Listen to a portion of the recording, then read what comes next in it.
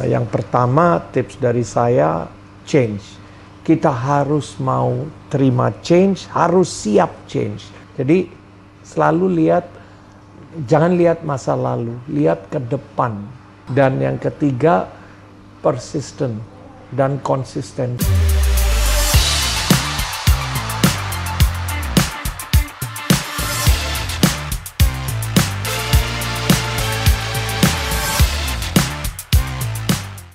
Sobat Bintang, kembali di Bincang Bintang bersama saya Valeska Suisa dan saya saat ini bersama dengan Pak Manoj Punjabi. Halo, di ruang kerjanya Yes. yang very private, luar biasa, extraordinary hari ini. Pak Manoj, kalau tadi di Bincang Bintang di update kita sudah bicara tentang film KKN di Desa Penari ya Pak ya. Yeah. Banyak, ini luar biasa, banyak banget hal-hal menarik di KKN yang bisa kalian ulik nanti 30 April di bioskop. Saat ini kita mau ngomongin sedikit dong tentang personal Pak Manoj. Ini agak random question. Pertama, Pak Manoj ini kan selalu terlihat necis, fashionable, dari atas sampai bawah. Boleh tahu nggak sih Pak, punya berapa setelan jas di rumah? Ya, saya banyak nggak ya? Kira-kira. Nggak, karena tiap hari memang pakaian saya kan rata-rata saya pakai jas ya, lebih rapi lah. Ya. Lebih rapi orangnya. Jadi nggak tahu, mungkin 50-an ya. Iya. So pasti di rumah Pak Manoj punya ruang wardrobe sendiri. Iya. Betul ya. Iya.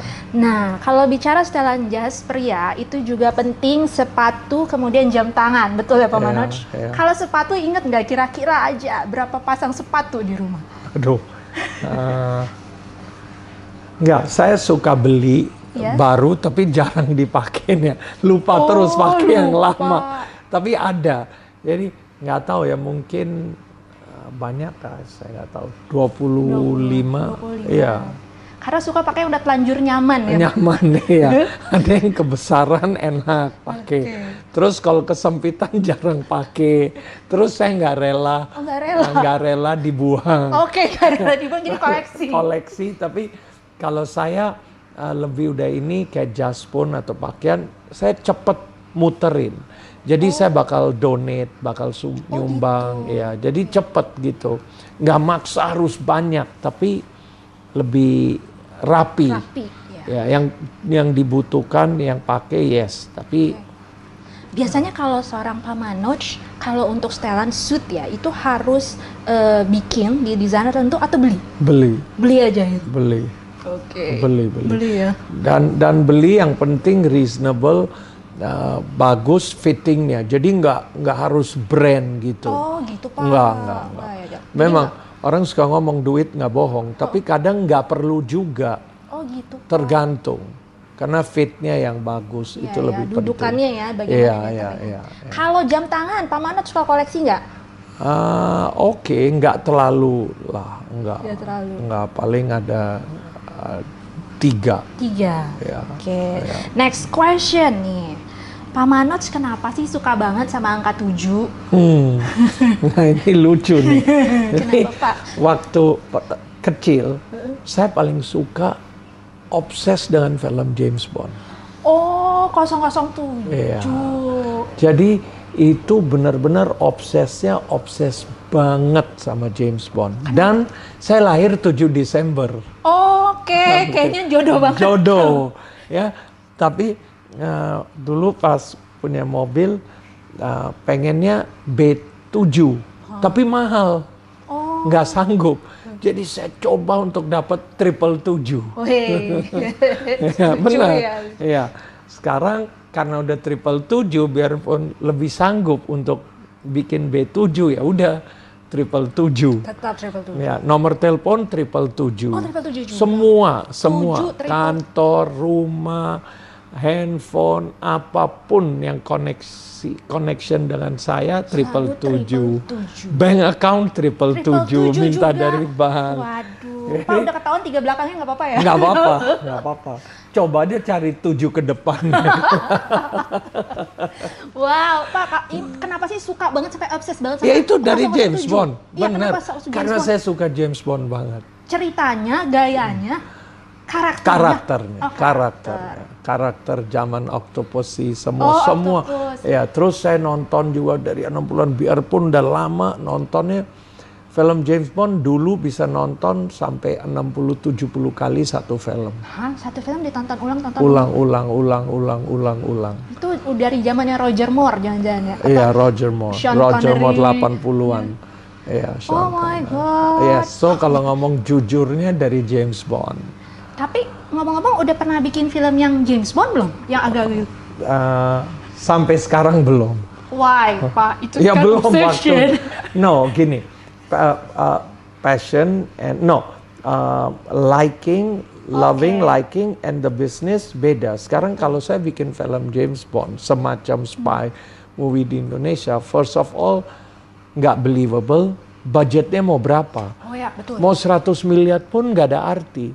Mau 200 miliar, marketnya aja nggak ada. Iya, betul. Ya, kalau mau bikin film action begitu udah harus dunia. Yes. Di Amerika dia orang udah bikin 200 juta, 100 juta udah oke, biasa budgetnya. Jadi mau bikin film action, kita mau saingin dengan luar, Susah ya? susah. Susah. Harus susah, bukan Bisa nggak sih bisa, mungkin. tapi Bisa, susah. Jadi kalau saya mau bikin film action, mungkin one day di Hollywood. Di Hollywood. Wow. Ya. kira-kira. Atau karena itu MD belum bikin karena saya merasa saya belum bisa bikin yang bagus. Oke, betul. Satu. Kalau nggak jadi yang bagus, malu-maluin, nggak puas lah iya. saya. Tanggung jadinya. Nanggung. Ya. Lagi pula rasanya kalau penonton di pasarnya sendiri penontonnya belum ya kali ya, nggak terlalu, maksudnya mungkin nggak terlalu banyak Iya, ya Pak ya? mungkin gini ya, saya nggak salahkan penonton kita. Menurut saya mereka pinter. Nonton film action, first of all balik lagi, di-compare dengan film Die Hard zaman Yes, dulu, yeah. di-compare dengan Mission Impossible sekarang, di-compare dengan Fast and Furious, mana bisa menang? Ya, dan action masih nggak perlu budaya. Iya. Tapi kalau drama, horror, Ya. khususnya drama komedi, itu very culture driven. Iya, betul. Sangat kultur kan, Ya, kultur plays an important role, budaya plays an important role, cara penyampaiannya, cara believable, realita. Jadi kalau horror aja mereka masih mau film luar karena kualitas kita sebelum Danur nggak bagus, setelah Danur baru kualitas film horror makin bagus lagi. Nah jadi saya lihat masalah hal-hal yang lebih ke situasi kita di sini. Oke. Jadi yang masuk akal ya Pak. I think so. Yang believable, bukan ya. masuk akal. Kalau ada yang sesuatu nggak masuk akal, tapi believable, ya bisa aja laku. Yang penting believable. Kita bisa meyakinkan, saya percaya itu. Amerika bisa meyakinkan ada alien. Alien ada. Iya. Tapi kan alien apa benar? Tapi orang Amerika lebih percaya alien daripada hantu. Iya, betul. Orang kita percaya hantu. Iya, kita percaya hantu. Oke, tadi dari James Bond kita beranjak nih Pak. Sekarang tuh kalau ngomongin, ini kan kita di era digital ya Pak Manoj.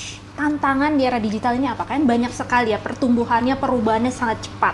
Dari dulu yang kita nonton TV, sinetron, kita sekarang beralih semua ke handphone, OTT Pak, ya kan?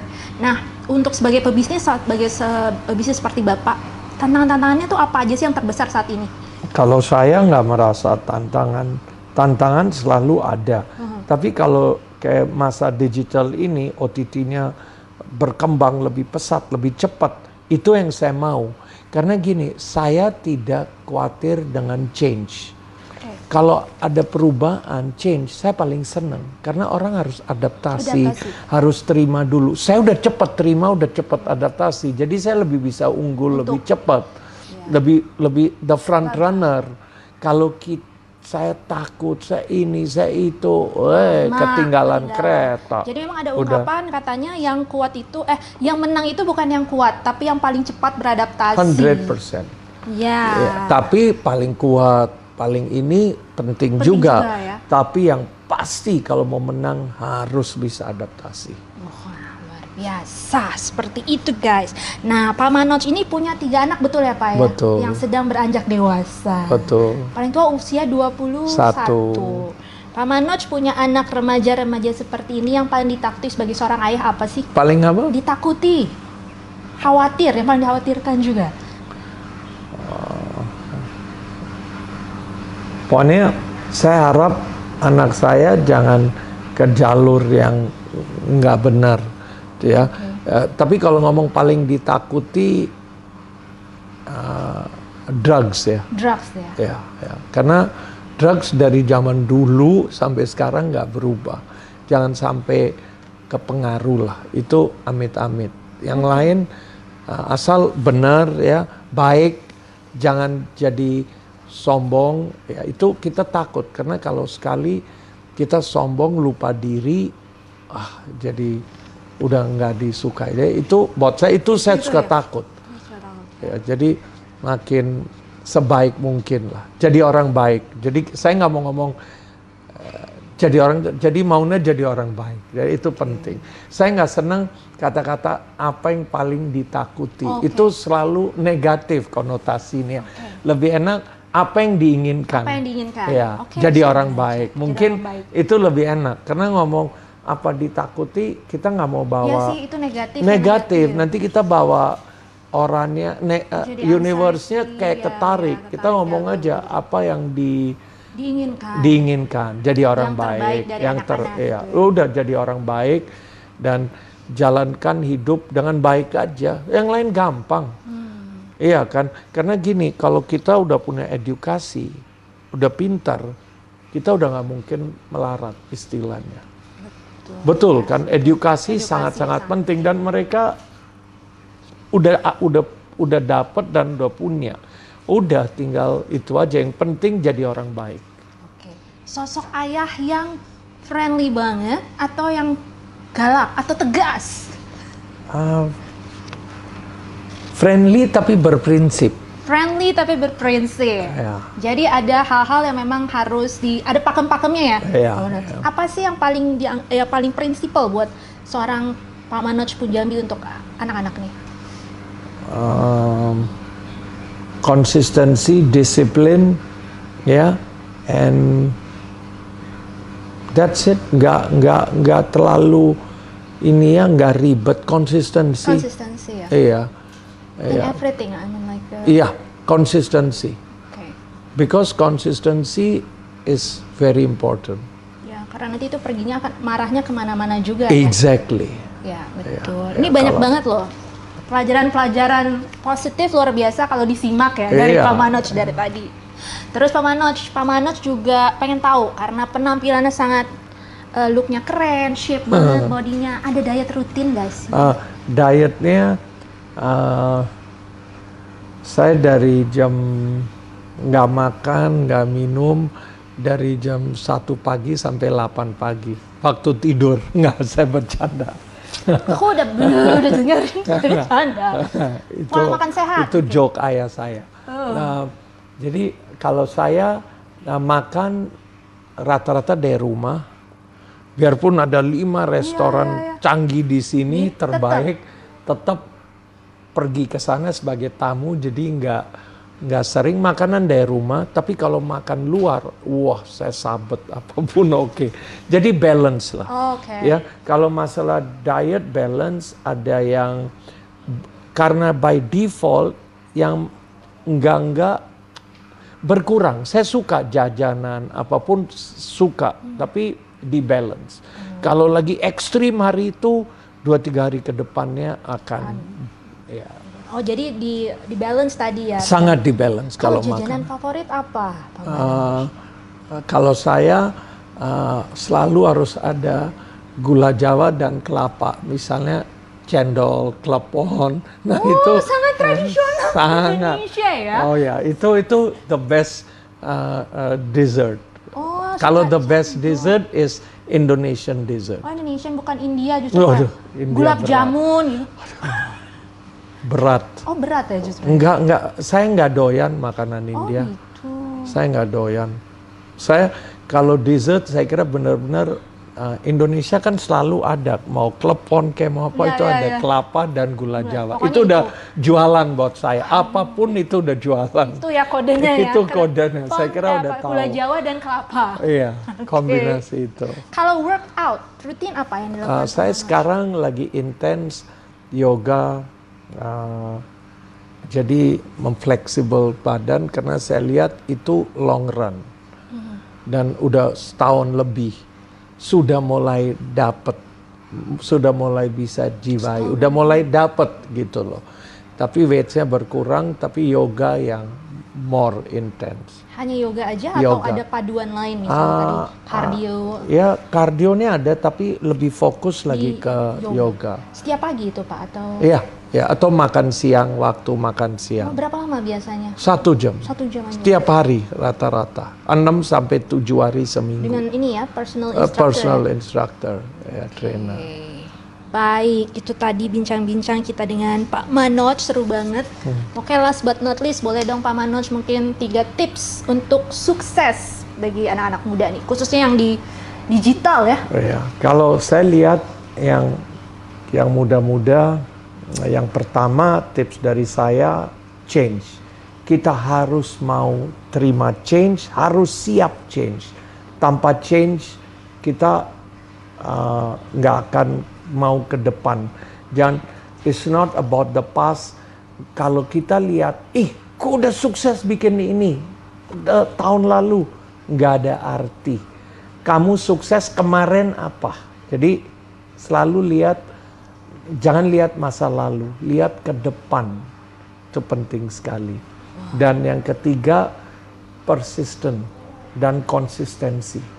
Jadi apa yang kita mau persisten terus dan konsisten, jangan naik turun, itu nggak ada value-nya kalau kita naik turun. Jadi persisten, konsistensi itu tinggal tunggu kapan suksesnya. Dan bagi saya failure is the road to success. Kalau kita gagal, itu artinya dalam jangka waktu kita akan sukses. Itu benar Pak? Itu pasti. Itu formula saya, itu pasti. Karena gini, nggak ada orang yang gagal. Kalau orang hanya sukses, ya mungkin dia lahir sebagai anak raja atau apa, mungkin ya. Itu juga nggak mungkin. Jadi failure is the road to success. Karena kita belajar. Iya, kalau failure, you learn something. itu udah pasti successful. Oke, dicatat guys. Yes. Luar biasa. Terima kasih Pak Yes. Manoj, keren Thank you. banget. Makasih. Speech-nya aku jadi pengen agak berkaca-kaca. Dan yang terakhir, sampai ketemu lagi di Bincang Bintang. See you. Thank you.